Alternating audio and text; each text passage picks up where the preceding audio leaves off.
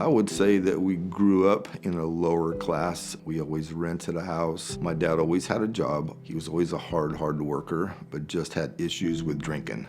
When my dad would get his paycheck, he would cash his check at the bar.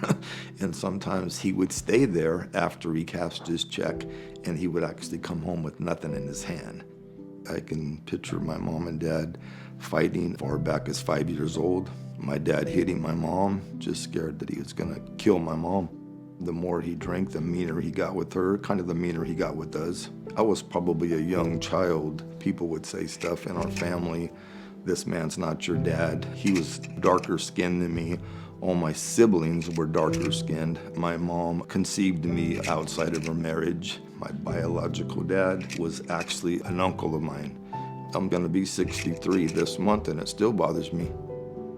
I always had daddy issues. When people started talking about maybe how good their father was, I would be jealous, and I wondered what my life would have been like if I would have had a dad that didn't drink or wasn't abusive.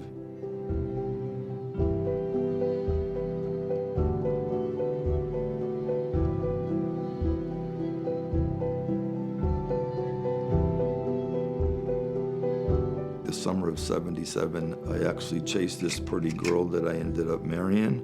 She was going to church, invited me to come with her. I saw just something in the church atmosphere that I liked. It was attractive, and I wanted to be a part of it. So I said the sinner's prayer. I just felt that I had a peace, that I was born for a reason. I just wasn't a mistake, that God had a plan and a purpose for me. Once I got saved, I couldn't stay mad at anybody. And even till this day, you can't make me mad enough to stay mad at you. It's just, it's a God thing. I don't know how to put it into words. My dad that raised me, I kind of just had a new love for him, and I kind of took a step back and saw what he was going through being a man and having unfaithfulness happen to him, how he must have felt, and that how he took me, gave me his name, and raised me. I started to see the good things that he had and took the focus off the bad things. I learned to just love him.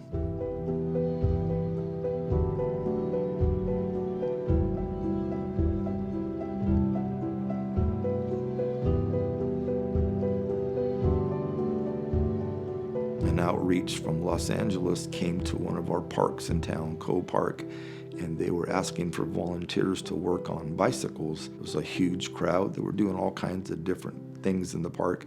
We worked on bikes, and I just absolutely loved seeing kids ride off on bikes that we fixed. And so I brought that back, and we started a bicycle repair thing, and we gave it the name Redeemed Rides, which was kind of like God does with us. He redeems us. He takes us when we're broken and fixes us up and gives us a new paint job. And same thing with the bikes. We put new tires, new seats, tubes, grips, and try to make the bikes look as new as possible. We give them back to the kids free of charge. My backyard basically is a bicycle repair shop. I have bicycle stands, tools, tubes, tires. I strip bikes. If they're not fixable, I can strip parts off of them, and then I paint them, try to make them look new. It's not just for children, it's for homeless people, maybe someone that have lost their license, low-income families. A bike beats walking by 1,000% and can get people back on their feet. During Christmas time, we take our redeemed bicycles, give out anywhere from 20 to 50 bikes to little kids up to high school kids.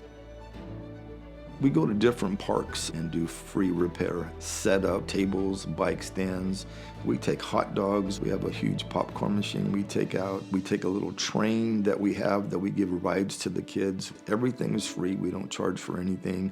We've actually worked on as many as 80 bikes at one time at a park.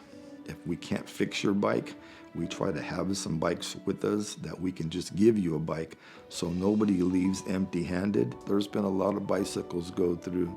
We call them redeemed riders if we've given them a bike. We probably average 80 to 100 bikes a year that we give away. I've been doing this for close to 15 years, and I want to keep doing it until the good Lord calls me home. I want to keep working on bikes as long as I'm around. We're just supposed to love people no matter where they're at, and that's what I've tried to do.